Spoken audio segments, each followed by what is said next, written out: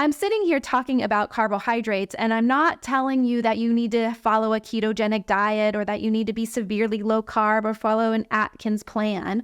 But what I am telling you is that you've got a unique carbohydrate tolerance level. Everyone is unique, and you've got to understand what your tolerance level is as you continue to age and your hormones and your body shifts with it. Welcome to the Dr. Ashley Show. Welcome to the Dr. Ashley Show. I'm Dr. Ashley, and today we're going to talk about why weight loss over the age of 40 is a different beast and how your body shifts as you age. And I'm going to give you practical strategies on how to continue to drop weight successfully as you move into your 50s, 60s, and 70 plus. So for me personally, I noticed in my 20s and 30s that my body was much more flexible. My metabolism listened to me a little bit more.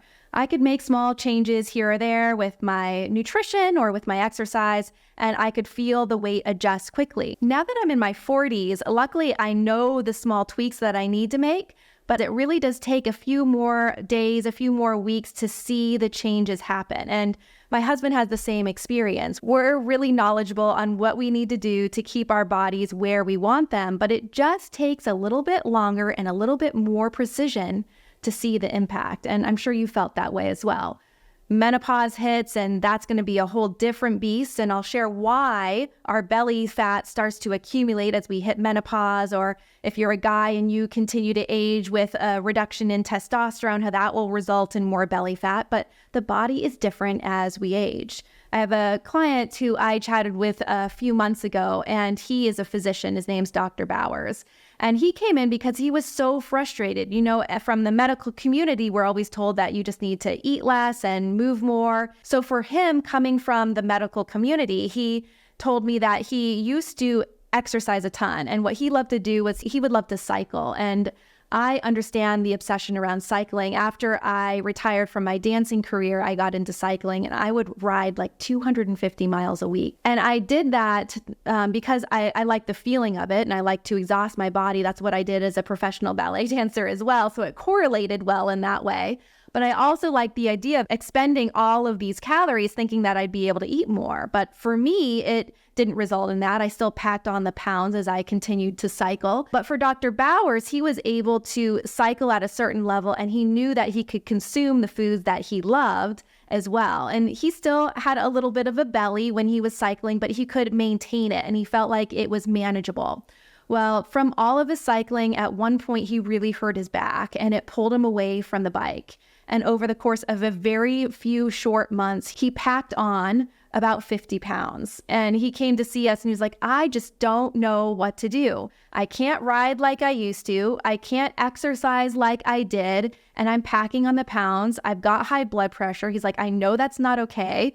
And I just need some help. And so through PhD weight loss, we were able to create a specific meal plan for him. And, you know, for us, exercise I view as a really important wellness tool, but it's not a weight loss tool. And so I taught Dr. Bowers about that. It was a true life-changing moment when he realized that he could still eat the foods that he loved to eat, but he could do so in a way where it didn't require chronic exercise and he could drop the weight. So in about 20 weeks, Dr. Bowers dropped 50 pounds and was feeling amazing to the point where his back even felt better, and he was able to get back on the bike to ride because he loved it, not because he felt like he needed to expend calories. So if this is you, you're over 40 years old, you feel like you've got to exercise a ton to keep the weight off, I am telling you there's another way.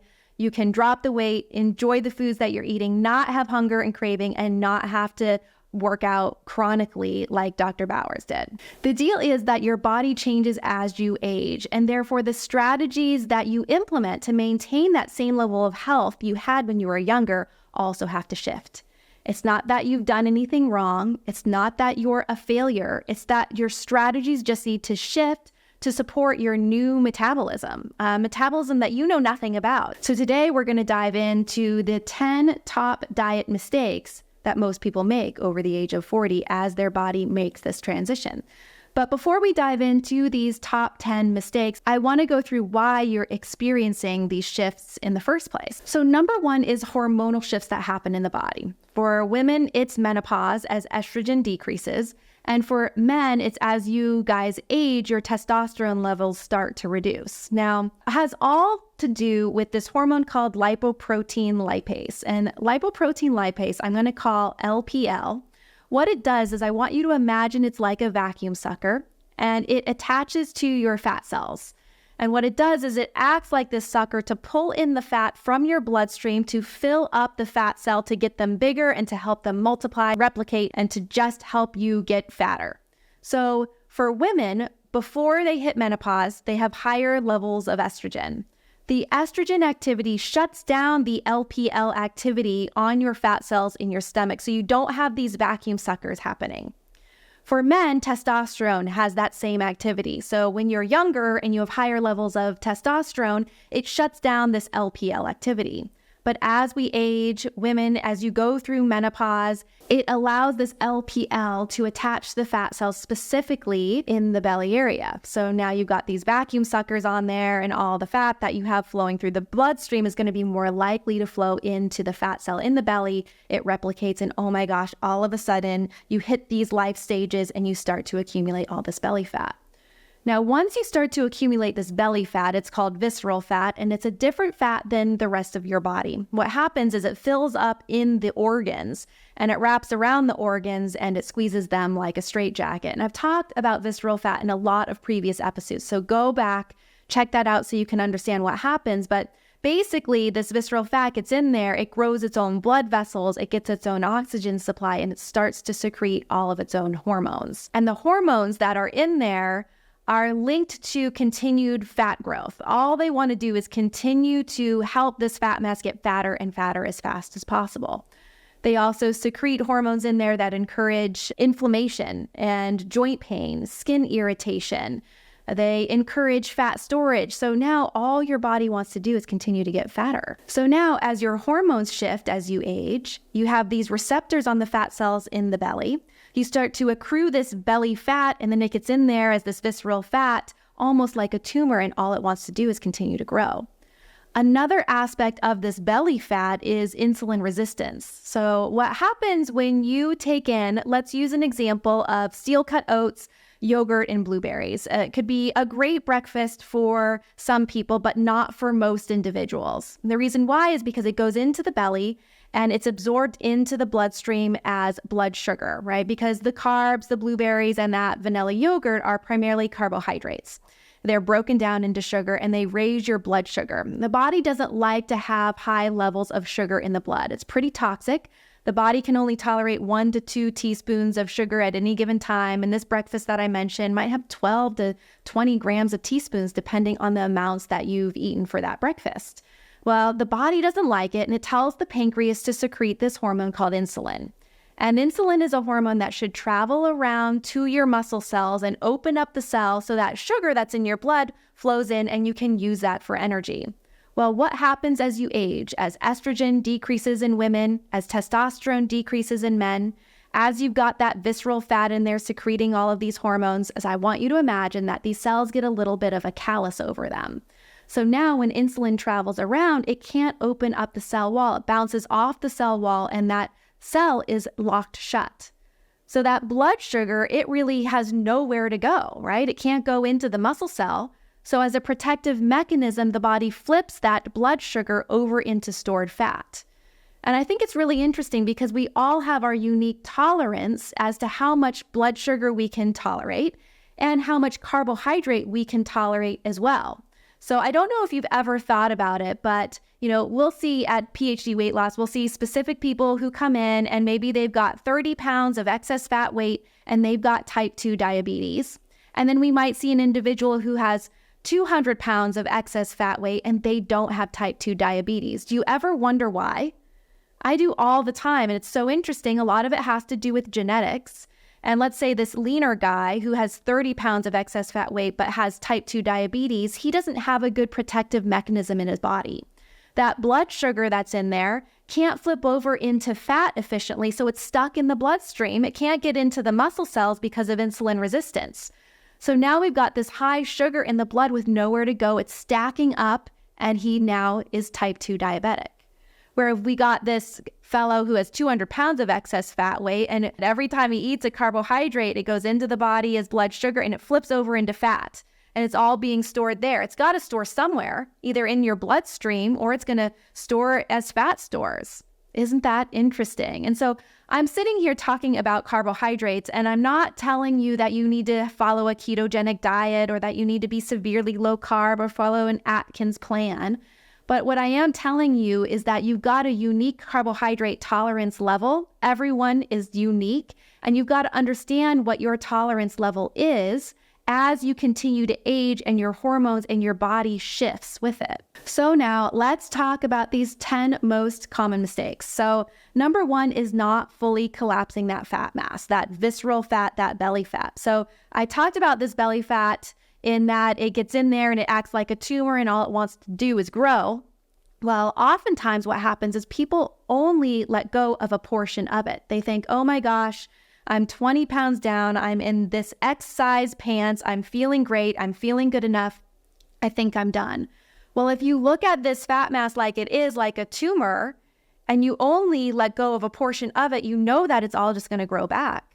It's like shaving a top off of a weed and leaving the root. So no matter what you do, if you're over the age of 40 and you're collapsing this fat mass, you've got to go all the way. Get rid of the fat mass so you can make a significant improvement and change in your metabolism so that your metabolism can go from slow to sluggish with all that visceral fat and metabolic turmoil that it causes, and train it and teach it and re-regulate it into a system that's much more fast and efficient. So number 1, the mistake is not fully collapsing your fat mass. Number 2 is not prioritizing protein. Protein is the key to supporting your muscle mass, and your muscle mass is the marker for longevity. It's your metabolic currency, and as we age, we naturally decline in muscle mass because we don't move as much, we're not lifting heavy things, we're not as active.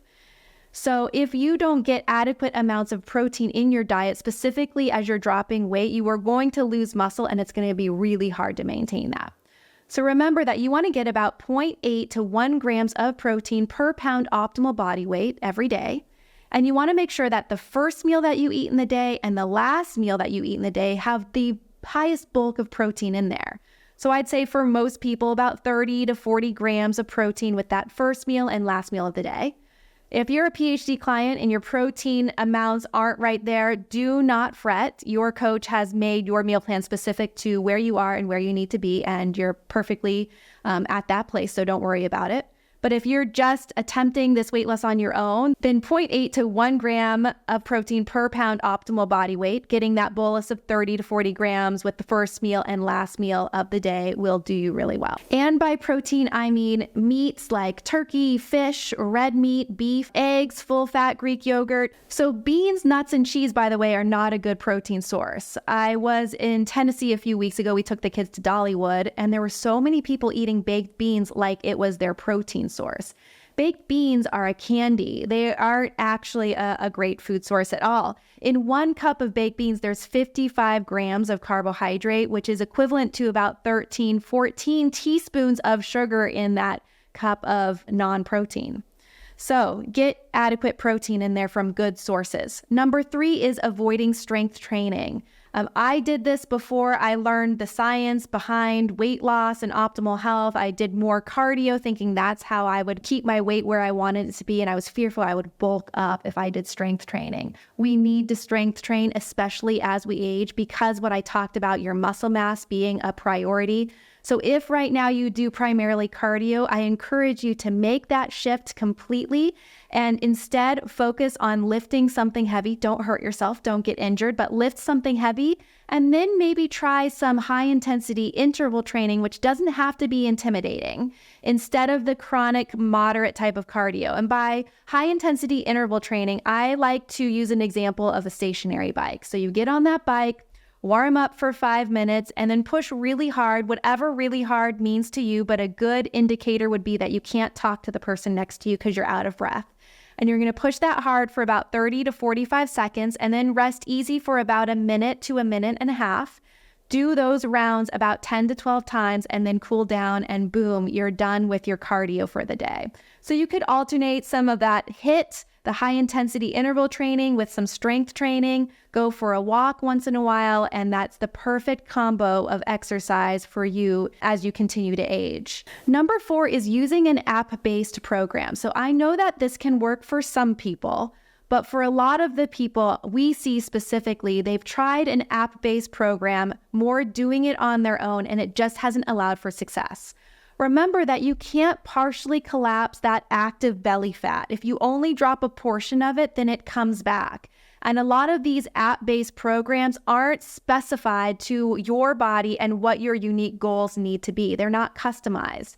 Another issue is going forward with programs that are going to be shorter than the program you need to specifically help you fully collapse that belly fat.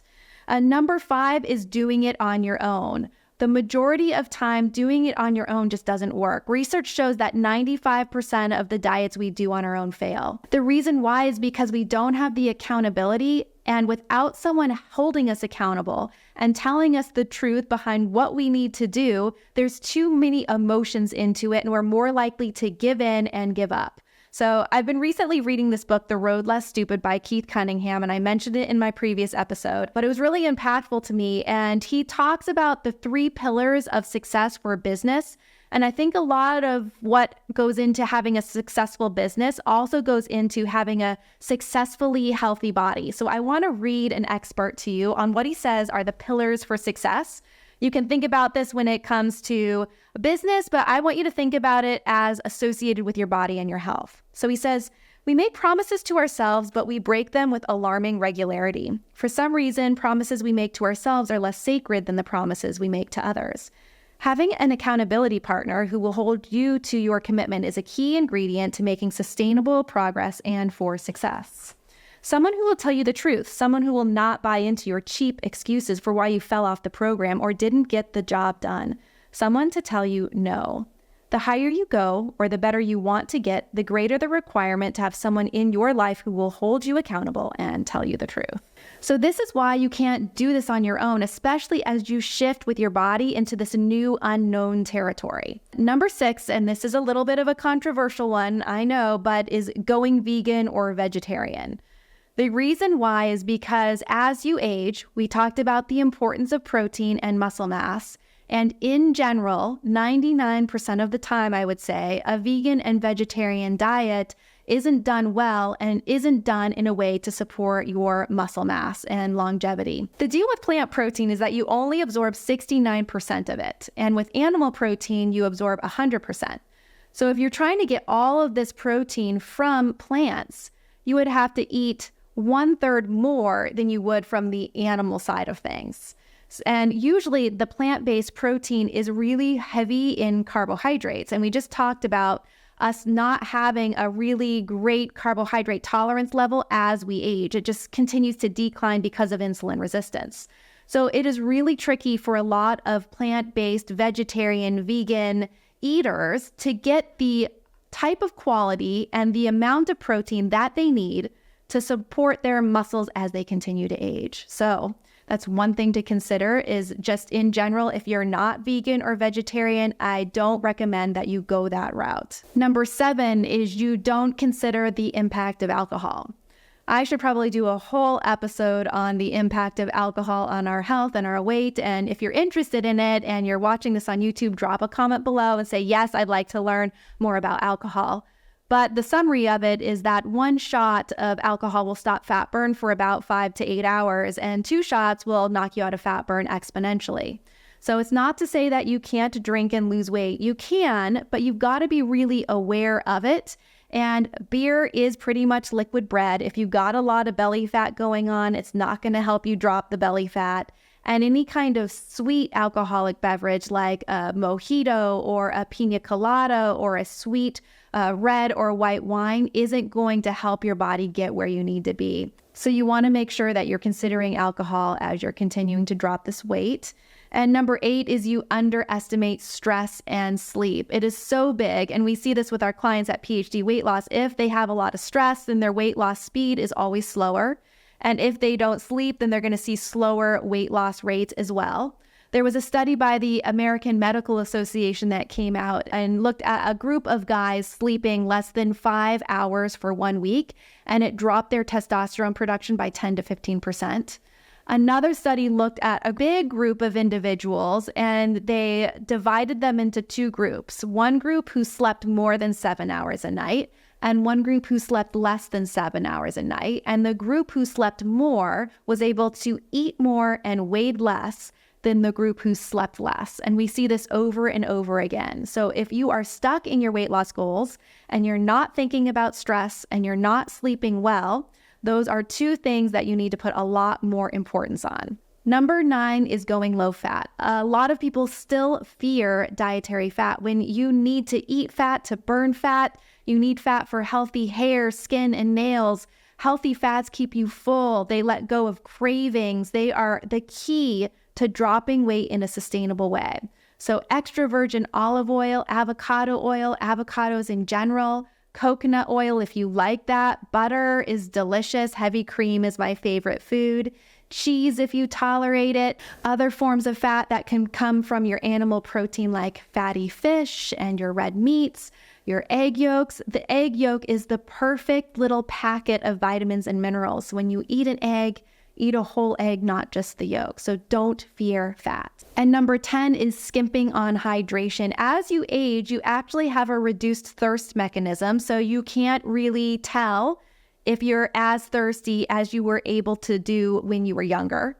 Also, kidney function naturally declines. My father, he's about 78 years old. I never know exactly how old he is. We recently did all of his labs to look at his health, see where everything was, and he's a really healthy guy. He's active. He eats well. He doesn't have any excess fat weight. He lifts weights. He sleeps. He reduces his stress. And his kidney function was starting to decrease slightly. And we could see that. And the only reason of it was because he's aging. So as you age, certain organs just start to decline in their ability to do what they once were able to do. And then if you are on specific medications or you have certain health conditions, sometimes that does result in fluid imbalances. So you want to make sure that you're drinking adequately. When I was getting my PhD at Virginia Tech, we had a study going on looking at older individuals and how water intake impacted their weight loss. And we had two different groups. Each were eating the same amount of calories, and one group was told to drink about 16 ounces of fluid 30 minutes before their meal. And the water group lost significantly more weight than the non-water group. So just make sure that you're staying hydrated. It helps to regulate appetite. You know that sometimes when you feel hungry, you're actually just thirsty. It helps to boost metabolism, helps with digestion, and it helps to improve performance. So make sure that you're drinking adequate water. And sometimes it's really important to add electrolytes into the mix. You don't want to just drink pure water all the time. So you could do sea salt with a squeeze of lemon in there, or you can add some electrolytes. If you are watching this on YouTube, there's a link down in the description, and you can click on that to go to my favorite electrolyte. It tastes great and has all of the vitamins and minerals that you need to help you absorb all the water that you are drinking. And then last but not least, check out my previous episode on the 4 most common weight loss myths, because those are common mistakes that we make as well. I'm not going to dive into the details, but basically it's exercise, calorie restriction, more willpower, and eating everything in moderation, all pretty much bogus and common mistakes that we make when we go into dropping weight. So my key takeaways for you, if you're over 40 and you want to avoid making these common weight loss mistakes, you want to prioritize your animal proteins and your healthy fats. You want to embrace resistance training. You want to mind your carb intake and just be aware of your carbohydrate tolerance level.